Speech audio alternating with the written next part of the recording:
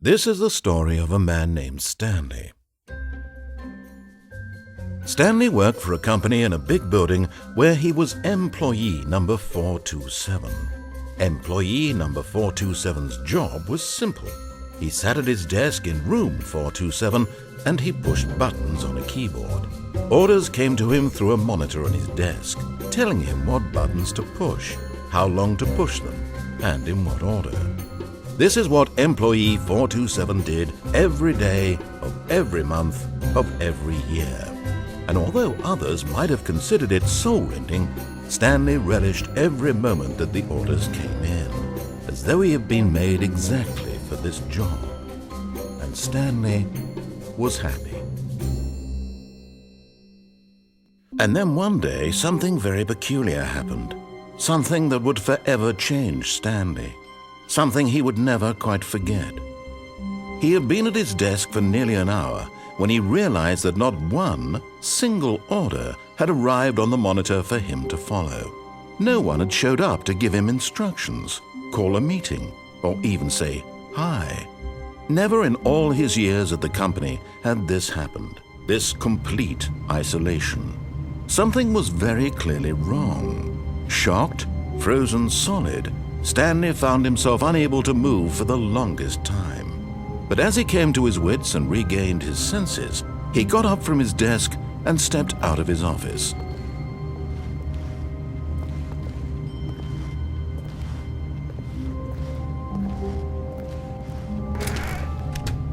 But Stanley simply couldn't handle the pressure. What if he had to make a decision? What if a crucial outcome fell under his responsibility? He had never been trained for that. No. This couldn't go any way except badly. The thing to do now, Stanley thought to himself, is to wait. Nothing will hurt me. Nothing will break me. In here I can be happy forever. I will be happy. Stanley waited.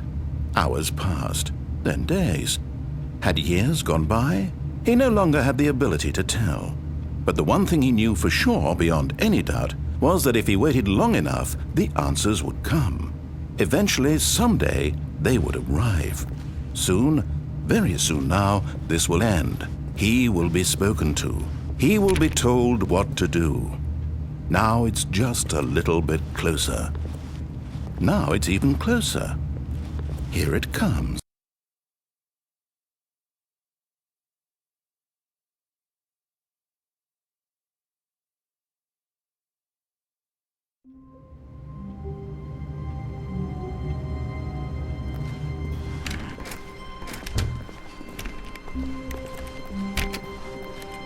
A soft wind blew outside and perhaps rain started, and if it did, it stopped shortly after.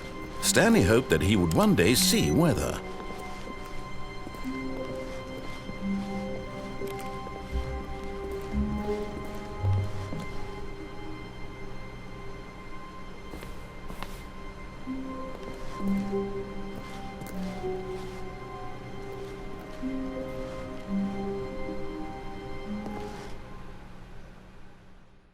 At first, Stanley assumed he'd broken the map, until he heard this narration and realized it was part of the game's design all along. He then praised the game for its insightful and witty commentary into the nature of video game structure and its examination of structural narrative tropes. So, now that you're here, what do you think? Isn't this a fun and unique place to be? Why don't we take a minute just to drink it all in?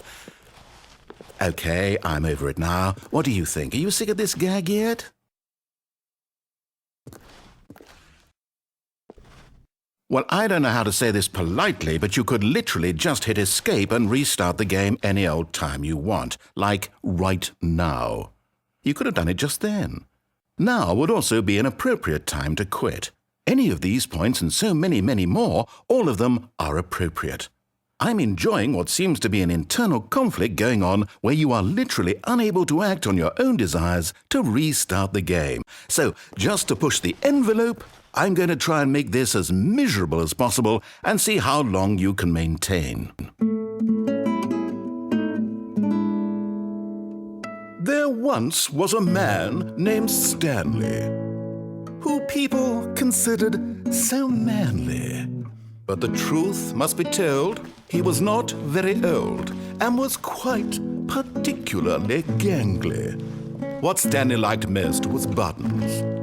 He pushed them like some kind of glutton. He did it all day in a meaningful way, but his brain had long ceased to function. Which is why he is in this parable and lives an existence quite terrible. And if you are not strong and keep playing along, you too will become quite unbearable. Yes. You too will become quite unbearable.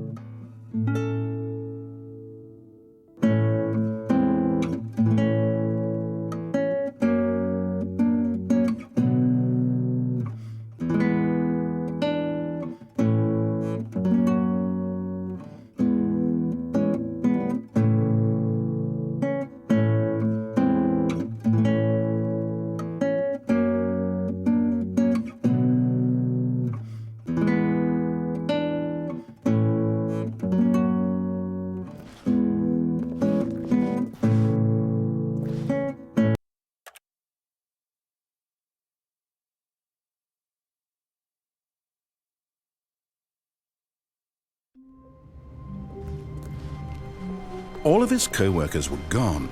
What could it mean? Stanley decided to go to the meeting room. Perhaps he had simply missed a memo. No matter how hard Stanley looked, he couldn't find a trace of his co-workers.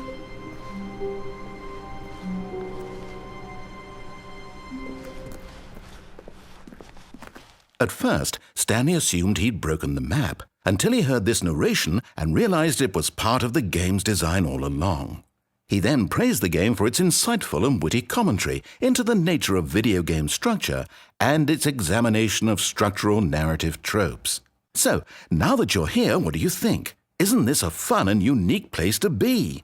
Why don't we take a minute just to drink it all in? Okay, I'm over it now. What do you think? Are you sick of this gag yet? Then in that case we'll continue. But now, here comes the real question. What do you think would have happened if you had told me that you wanted this to stop? Do you think it would have been particularly different? Would I have taken the same idea but rephrased it superficially to fit that answer? Perhaps you never would even have thought of it if I hadn't brought up the issue in the first place. Oh, now think about it. Will it be worth it for you to restart and then come back here just to do the other option? Clearly, this whole gag takes some time. What if the other option is even longer?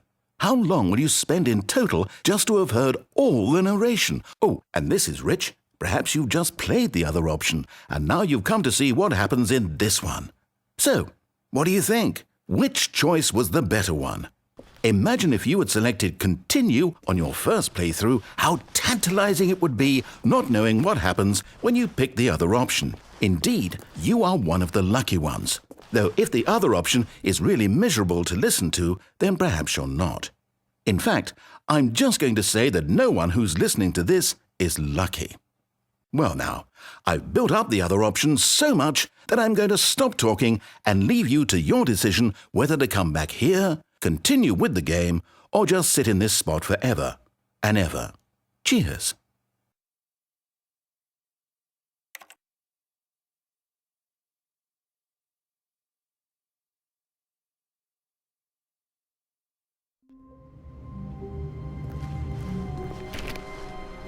All of his co-workers were gone. What could it mean? Stanley decided to go to the meeting room. Perhaps he had simply missed a memo. Stanley went around touching every little thing in the office, but it didn't make a single difference, nor did it advance the story in any way.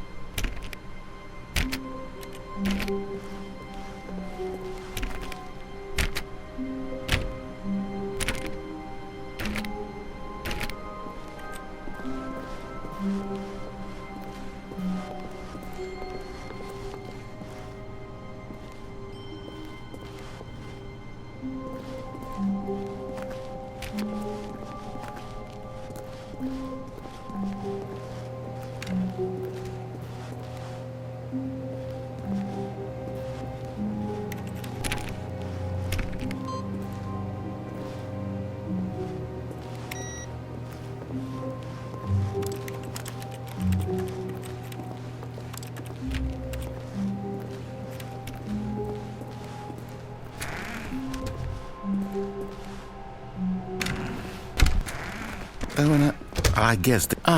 no, apparently not. When Stanley came to a set of 2 open doors, he entered the door on his left.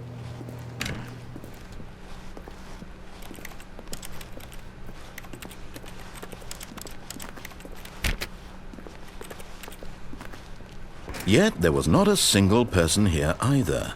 Feeling a wave of disbelief, Stanley decided to go up to his boss's office, hoping he might find an answer there.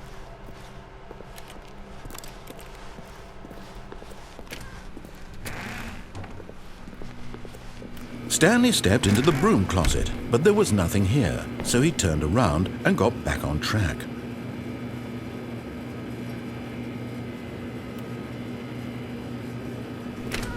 There was nothing here. No choice to make, no path to follow, just an empty broom closet. No reason to still be here.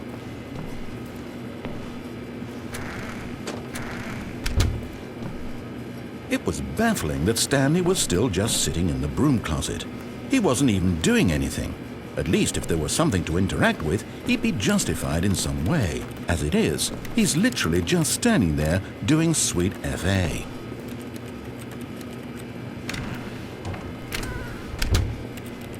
Are you really still in the broom closet? Standing around doing nothing? Why? Please offer me some explanation here. I'm genuinely confused.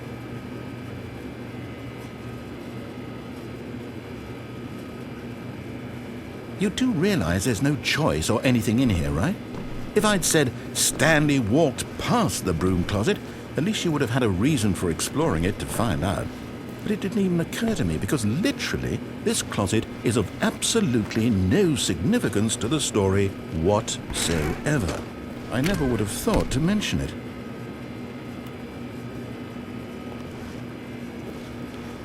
Maybe to you this is somehow its own branching path. Maybe when you go talk about this with your friends you'll say, "Oh, did you get the broom closet ending? The broom closet ending was my favorite." I hope your friends find this concerning.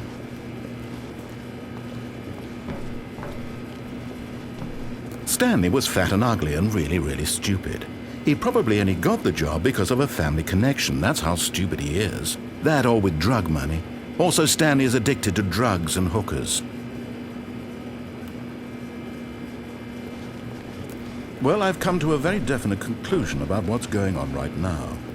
You're dead. You got to this broom closet, explored it a bit, and were just about to leave because there's nothing here, when a physical malady of some sort shut down your central nervous system and you collapsed on the keyboard. Well, in a situation like this, the responsible thing is to alert someone nearby so as to ensure that your body is taken care of before it begins to decompose. Hello? Anyone who happens to be nearby? The person at this computer is dead. He or she has fallen prey to any number of your countless human physiological vulnerabilities. It's indicative of the long-term sustainability of your species. Please remove their corpse from the area and instruct another human to take their place at the computer, making sure they understand basic first-person video game mechanics and filling them in on the history of narrative tropes in video gaming, so that the irony and insightful commentary of this game is not lost on them. All right, when you've done that, just step out into the hallway. Second player. It's good to have you on board. I guarantee you can't do any worse than the person who came before you. You too? Unbelievable. I'm at the mercy of an entire species of invalids. Perhaps there's a monkey nearby you can hand the controls to. A fish? Fungus? Look, you can hammer out the details. I'm not particularly picky. I'll just be waiting for when you're ready to pick up the story again.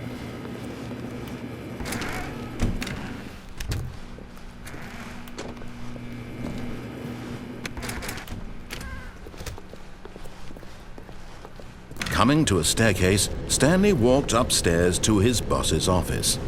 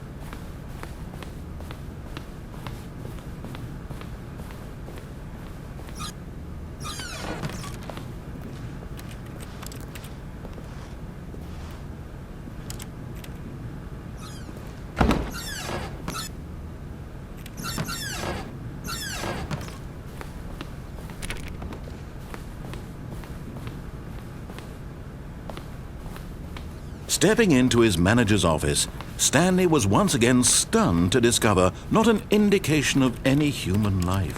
What could it mean? Stanley wondered aloud to nobody. He began wildly tearing through papers on the boss's desk, pulling books off the shelf, looking behind paintings, desperate for clues to his situation. But his attention was caught by a keypad behind the boss's desk. What could its purpose be? In fact, this keypad guarded the terrible secret that lay buried below his feet. And so the boss had assigned it an extra secret PIN number, 2845. But of course, Stanley couldn't possibly have known this. Stanley simply began entering random codes into the keypad, knowing full well the sheer statistical unlikelihood that this would ever result in a correct combination. If he knew that the combo was 2845, it would be another story entirely. But no, this is what he was going to do instead.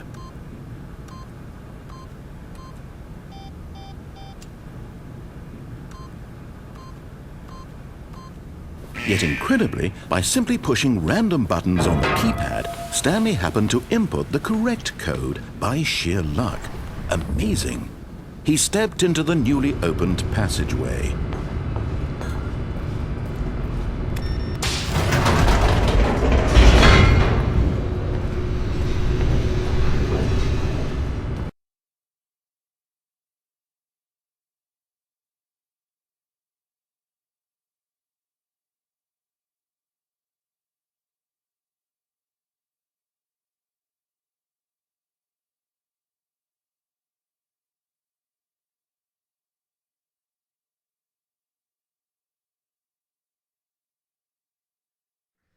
Descending deeper into the building, Stanley realized he felt a bit peculiar.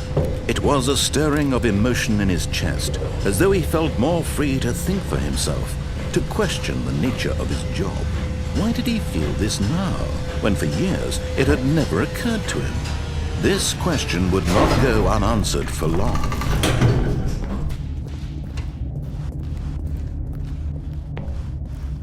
Stanley walked straight ahead through the large door that read Mind Control Facility.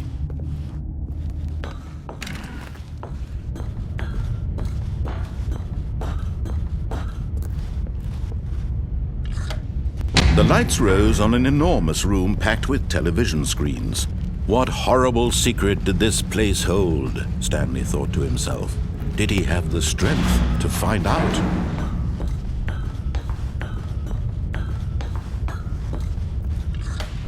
Now the monitors jumped to life, their true nature revealed. Each bore the number of an employee in the building, Stanley's co-workers. The lives of so many individuals reduced to images on a screen, and Stanley, one of them, eternally monitored in this place where freedom meant nothing.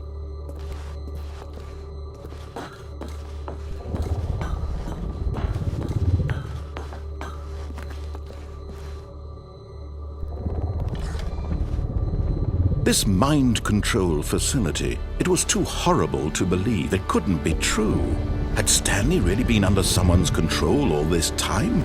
Was this the only reason he was happy with his boring job? That his emotions had been manipulated to accept it blindly?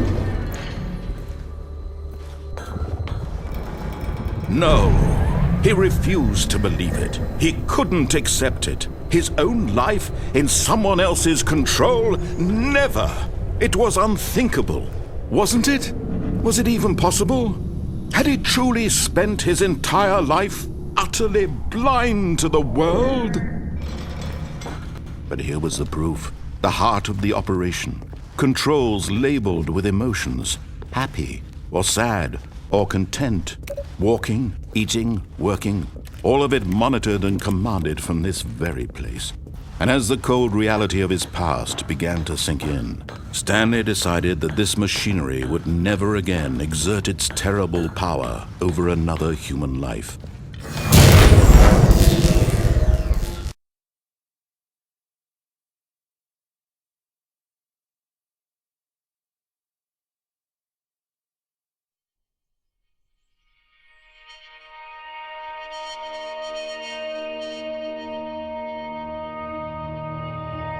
blackness and a rising chill of uncertainty. Was it over? Yes! He had won! He had defeated the machine, unshackled himself from someone else's command. Freedom was mere moments away. And yet, even as the immense door slowly opened, Stanley reflected on how many puzzles still lay unsolved. Where had his co-workers gone? How had he been freed from the machine's grasp? What other mysteries did this strange building hold? But as sunlight streamed into the chamber, he realized none of this mattered to him, for it was not knowledge or even power that he had been seeking, but happiness. Perhaps his goal had not been to understand, but to let go. No longer would anyone tell him where to go, what to do, or how to feel. Whatever life he lives, it will be his. And that was all he needed to know. It was perhaps the only thing worth knowing. Stanley stepped through the open door.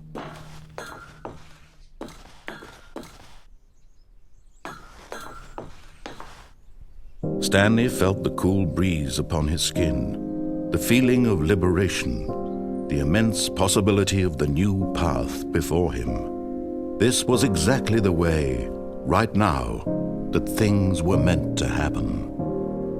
And Stanley was happy.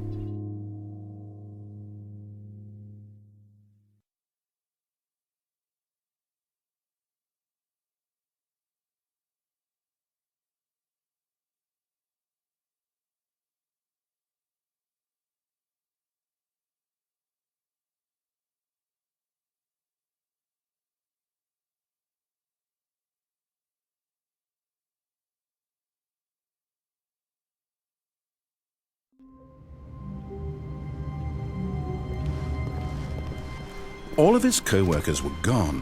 What could it mean? Stanley decided to go to the meeting room. Perhaps he had simply missed a memo.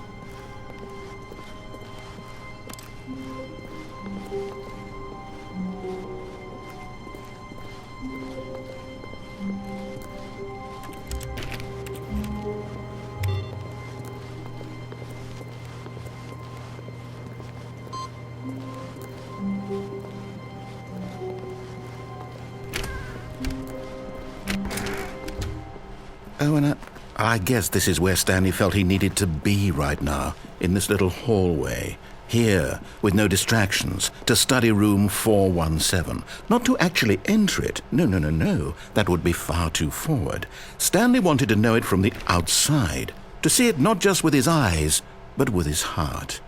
He would know room 417 as no man or woman had ever known an office before.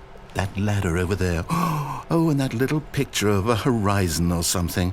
It's all just a never-ending parade of joy for Stanley.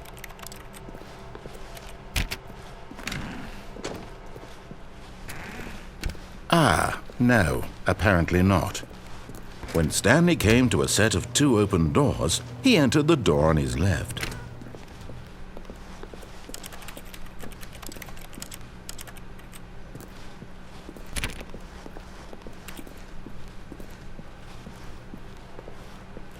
Yet there was not a single person here either. Feeling a wave of disbelief, Stanley decided to go up to his boss's office, hoping he might find an answer there. Oh, no, not again. I won't be part of this. I'm not going to encourage you. I'm not going to say anything at all. I'm just going to be patient and wait for you to finish whatever it is you enjoy doing so much in this room. Please take your time.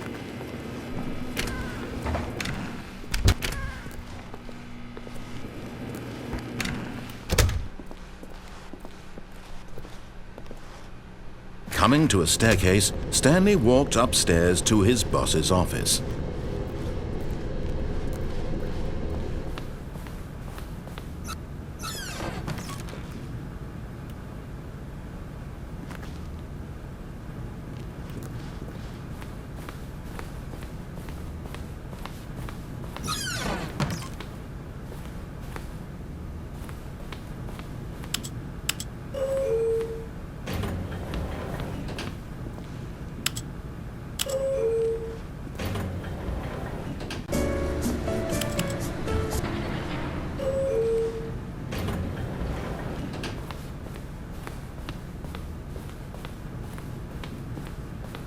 The moment he entered his manager's office, Stanley froze in his tracks.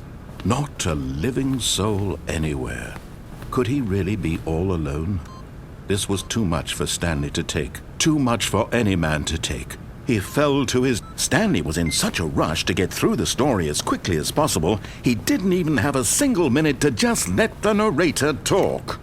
That kind of anxiety isn't healthy, so he relaxed for a few moments with some calming New Age music.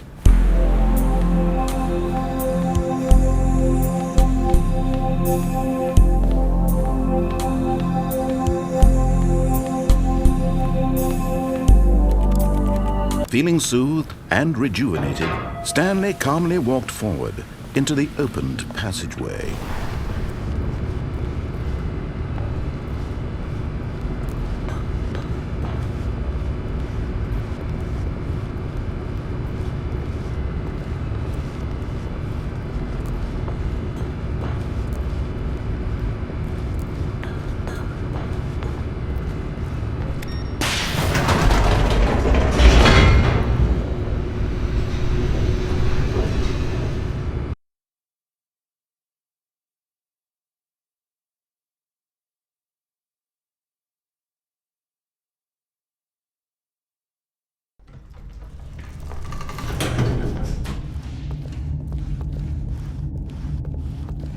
Stanley walked straight ahead through the large door that read Mind Control Facility.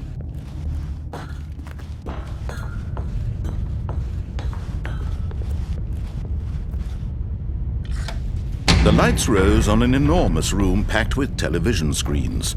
What horrible secret did this place hold? Stanley thought to himself. Did he have the strength to find out?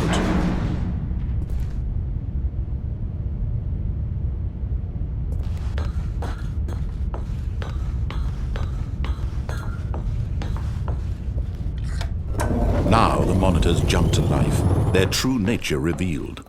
Each bore the number of an employee in the building, Stanley's co-workers. The lives of so many individuals reduced to images on a screen, and Stanley, one of them, eternally monitored in this place where freedom meant nothing.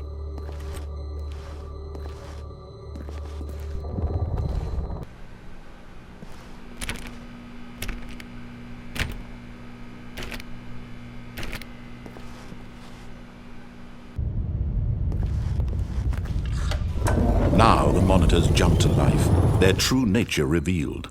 Each bore the number of an employee in the building, Stanley's co-workers. The lives of so many individuals reduced to images on a screen, and Stanley, one of them, eternally monitored in this place where freedom meant nothing.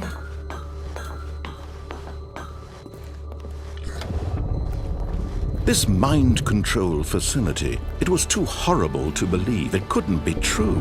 Had Stanley really been under someone's control all this time? Was this the only reason he was happy with his boring job? That his emotions had been manipulated to accept it blindly? No, he refused to believe it. He couldn't accept it. His own life in someone else's control? Never! It was unthinkable. Wasn't it? Was it even possible? Had he truly spent his entire life utterly blind to the world? But here was the proof, the heart of the operation. Controls labeled with emotions, happy or sad or content. Walking, eating, working, all of it monitored and commanded from this very place. And as the cold reality of his past began to sink in, Stanley decided that this machinery would never again exert its terrible power over another human life. For he would dismantle the controls once and for all. Oh, Stanley, you didn't just activate the controls, did you? After they kept you enslaved all these years, you go and you try to take control of the machine for yourself. Is that what you wanted? Control? Oh, Stanley, I applaud your effort, I really do. But you need to understand, there's only so much that machine can do. You were supposed to let it go, turn the controls off, and leave. If you want to throw my story off track, you're going to have to do much better than that. I'm afraid you don't have nearly the power you think you do. For example, and I believe you'll find this pertinent, Stanley suddenly realized he had just initiated the network's emergency detonation system. In the event that this machine is activated without proper DNA identification, nuclear detonators are set to explode, eliminating the entire complex. How long until detonation then? Let's say, 2 minutes. Now this is making things a little more fun, isn't it, Stanley? It's your time to shine. You are the star. It's your story now. Shape it to your heart's desires. Oh, this is much better than what I had in mind. What a shame we have so little time left to enjoy it. Mere moments until the bomb goes off. But what precious moments each one of them is. More time to talk about you, about me, where we're going, what all this means. I barely know where to start. What's that? You'd like to know where your co-workers are? A moment of solace before you're obliterated? All right, I'm in a good mood. You're going to die anyway. I'll tell you exactly what happened to them. I erased them. I turned off the machine. I set you free. Of course, that was merely in this instance of the story. Sometimes when I tell it, I simply let you sit there in your office forever, pushing buttons endlessly and then dying alone. Other times, I let the office sink into the ground, swallowing everyone inside, or I let it burn to a crisp. I have to say this, though, this version of events has been rather amusing. Watching you try to make sense of everything and take back the control wrested away from you, it's quite rich. I almost hate to see it go. But I'm sure whatever I come up with on the next go-around will be even better. My goodness, only 34 seconds left. But I'm enjoying this so much. You know what? To hell with it. I'm going to put some extra time on the clock, why not? These are precious additional seconds, Stanley. Time doesn't grow on trees. Oh dear me, what's the matter, Stanley? Is it that you have no idea where you're going or what you're supposed to be doing right now? Or did you just assume when you saw that timer that something in this room was capable of turning it off? I mean, look at you. Running from button to button, screen to screen, clicking on every little thing in this room. These numbered buttons, no, these colored ones. Or maybe this big red button, or this door. Everything, anything, something here will save me. Why would you think that, Stanley? That this video game can be beaten? Won? Solved? Do you have any idea what your purpose in this place is? Stanley, you're in for quite a disappointment. But here's a spoiler for you. That timer isn't a catalyst to keep the action moving along. It's just seconds ticking away to your death. You're only still playing instead of watching a cutscene because I want to watch you for every moment that you're powerless, to see you made humble. This is not a challenge. It's a tragedy. You wanted to control this world, that's fine. But I'm going to destroy it first, so you can't. Take a look at the clock, Stanley. That's 30 seconds you have left to struggle. 30 seconds until a big boom and then nothing. No ending here, just you being blown to pieces. Will you cling desperately to your frail life, or will you let it go peacefully? Another choice. Make it count. Or don't. It's all the same to me, all a part of the joke. And believe me, I will be laughing at every second of your inevitable life from the moment we fade in until the moment I say, happily ever after.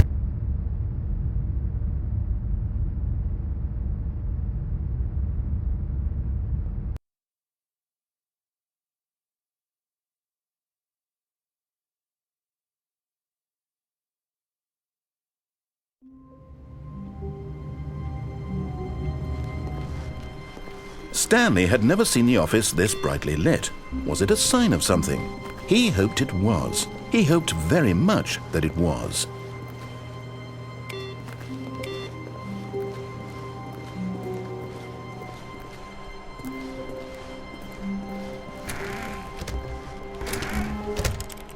Oh, and I guess this is where Stanley felt he...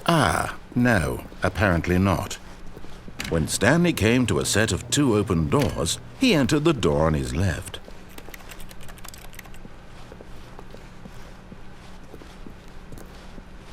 Yet there was not a single person here either.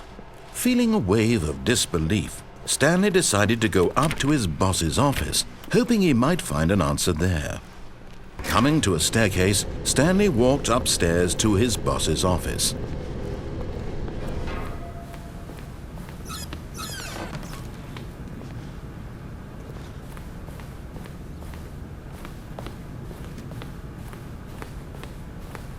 Here's the door, just go.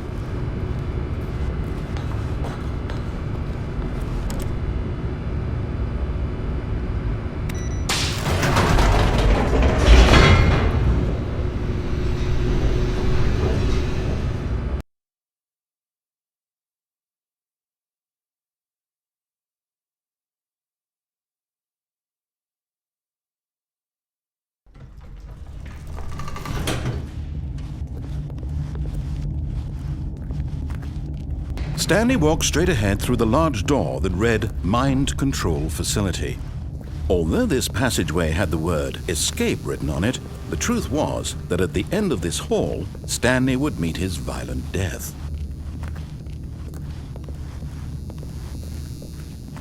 The door behind him was not shut. Stanley still had every opportunity to turn around and get back on track.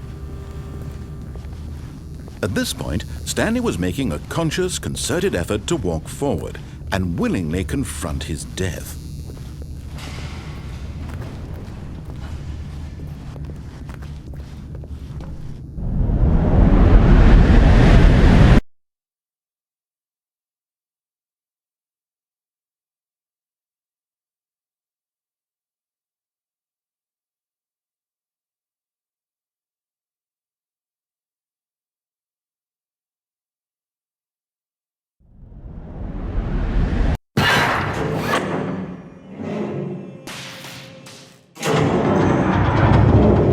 As the machine whirred into motion and Stanley was inched closer and closer to his demise, he reflected that his life had been of no consequence whatsoever. Stanley can't see the bigger picture. He doesn't know the real story, trapped forever in his narrow vision of what this world is. Perhaps his death was of no great loss, like plucking the eyeballs from a blind man. So he resigned and willingly accepted this violent end to his brief and shallow life. Farewell, Stanley.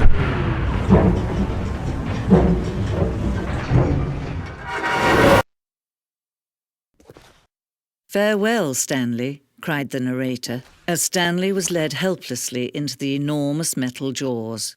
In a single visceral instant, Stanley was obliterated as the machine crushed every bone in his body, killing him instantly.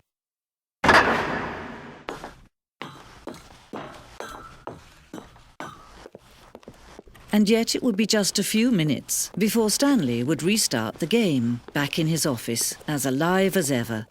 What exactly did the narrator think he was going to accomplish? When every path you can walk has been created for you long in advance, death becomes meaningless, making life the same. Do you see now? Do you see that Stanley was already dead from the moment he hit start?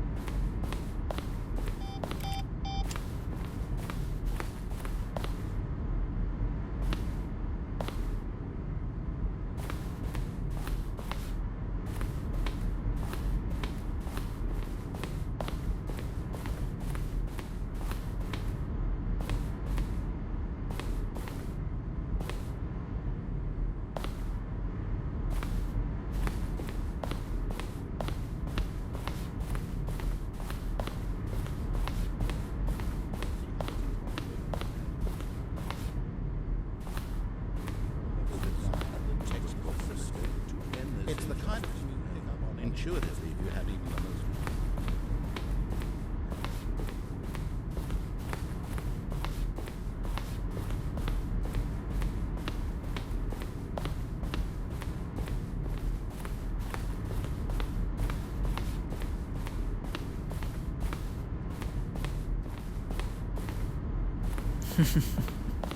Oh, look at these two. How they wish to destroy one another. How they wish to control one another. How they both wish to be free.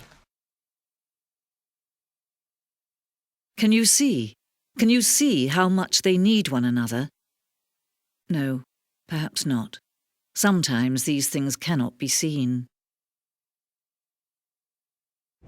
But listen to me. You can still save these two. You can stop the program before they both fail. Push escape and press quit. There's no other way to beat this game. As long as you move forward, you'll be walking someone else's path. Stop now and it'll be your only true choice. Whatever you do, choose it. Don't let time choose for you. Don't let time choose.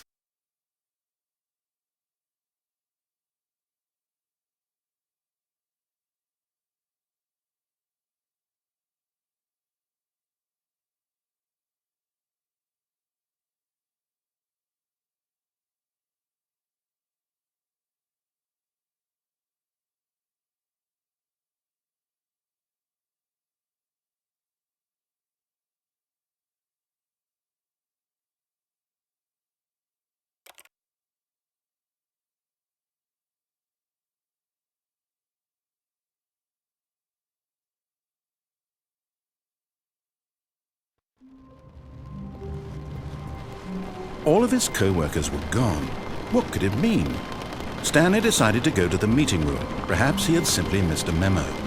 No matter how hard Stanley looked, he couldn't find a trace of his co-workers.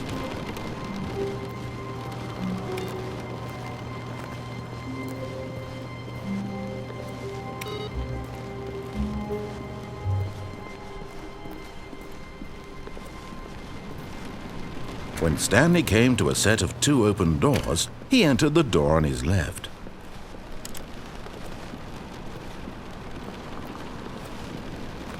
Yet there was not a single person here either. Feeling a wave of disbelief, Stanley decided to go up to his boss's office, hoping he might find an answer. Coming to a staircase, Stanley walked upstairs to his boss's office.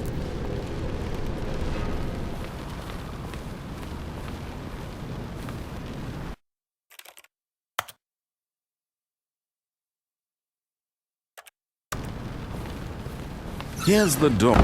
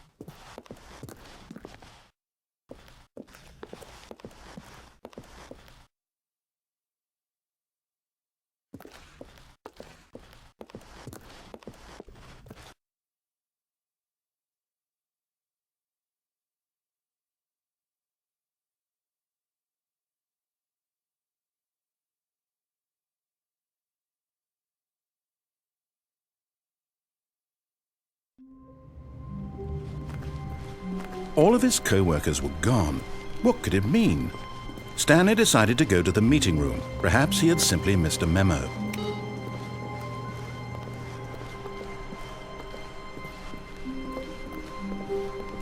When Stanley came to a set of 2 open doors, he entered the door on his left.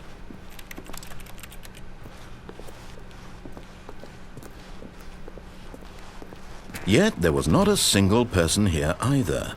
Feeling a wave of disbelief, Stanley decided to go up to his boss's office. Coming to a staircase, Stanley walked upstairs to his boss's office. But Stanley just couldn't do it. He considered the possibility of facing his boss. Admitting he had left his post during work hours, he might be fired for that. And in such a competitive economy, why had he taken that risk? All because he believed everyone had vanished? His boss would think he was crazy. And then something occurred to Stanley. Maybe, he thought to himself, maybe I am crazy. All of my co-workers blinking mysteriously out of existence in a single moment for no reason at all? None of it made any logical sense. And as Stanley pondered this, he began to make other strange observations. For example, why couldn't he see his feet when he looked down? Why did doors close automatically behind him wherever he went? And for that matter, these rooms were starting to look pretty familiar. Were they simply repeating? No, Stanley said to himself, this is all too strange. This can't be real. And at last, he came to the conclusion that had been on the tip of his tongue. He just hadn't found the words for it. "I'm dreaming!" he yelled. "This is all a dream." Oh, what a relief Stanley felt to have finally found an answer, an explanation. His co-workers weren't actually gone. He wasn't going to lose his job. He wasn't crazy after all. And he thought to himself, I suppose I'll wake up soon. I'll have to go back to my boring real-life job pushing buttons. I may as well enjoy this while I'm still lucid. So, he imagined himself flying and began to gently float above the ground. Then he imagined himself soaring through space on a magical starfield, and it too appeared. It was so much fun, and Stanley marveled that he had still not woken up. How was he remaining so lucid? And then perhaps the strangest question of them all entered Stanley's head. One he was amazed he hadn't asked himself sooner. Why is there a voice in my head dictating everything that I'm doing and thinking? Now the voice was describing itself being considered by Stanley, who found it particularly strange. I'm dreaming about a voice describing me, thinking about how it's describing my thoughts, he thought. And while he thought it all very odd and wondered if this voice spoke to all people in their dreams, the truth was that, of course, this was not a dream. How could it be? Was Stanley simply deceiving himself, believing that if he's asleep, he doesn't have to take responsibility for himself? Stanley is as awake right now as he's ever been in his life. Now, hearing the voice speak these words was quite a shock to Stanley. After all, he knew for certain, beyond a doubt, that this was in fact a dream. Did the voice not see him float and make the magical stars just a moment ago? How else would the voice explain all that? This voice was a part of himself too. Surely, if he could just... He would prove it. He would prove that he was in control, that this was a dream. So he closed his eyes gently, and he invited himself to wake up. He felt the cool weight of the blanket on his skin, the press of the mattress on his back, the fresh air of a world outside this one. Let me wake up, he thought to himself. I'm through with this dream. I wish it to be over. Let me go back to my job. Let me continue pushing the buttons. Please, it's all I want. I want my apartment and my wife and my job. All I want is my life exactly the way it's always been. My life is normal. I am normal. Everything will be fine. I am okay.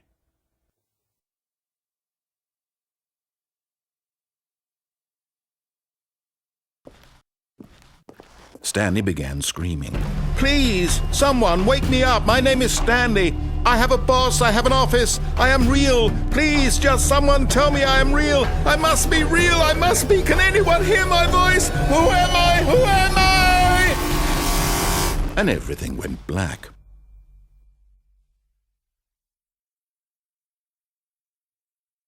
This is the story of a woman named Mariella. Mariella woke up on a day like any other. She arose, got dressed, gathered her belongings, and walked to her place of work. But on this particular day, her walk was interrupted by the body of a man who had stumbled through town talking and screaming to himself, and then collapsed dead on the sidewalk. And although she would soon turn to go call for an ambulance, for just a few brief moments she considered the strange man. He was obviously crazy. This much she knew. Everyone knows what crazy people look like. And in that moment, she thought to herself how lucky she was to be normal. I am sane. I am in control of my mind. I know what is real and what isn't. It was comforting to think this, and in a certain way, seeing this man made her feel better. But then she remembered the meeting she had scheduled for that day, the very important people whose impressions of her would affect her career, and by extension, the rest of her life. She had no time for this, so it was only a moment that she stood there, staring down at the body. And then she turned and ran.